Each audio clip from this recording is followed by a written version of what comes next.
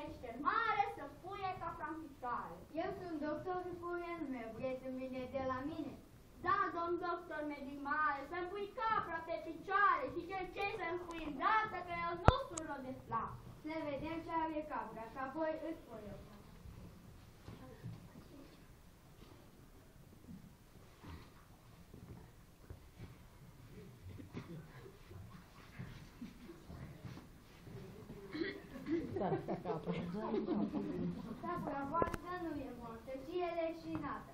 Ce vrei tu, căbriță? Apă? Stai puțin și mai așteaptă. Pâine? N-am la mine. De bomboane? Nu ți foame? Oare cum să te împac? Nu cumva, tu vrei un țap? Au!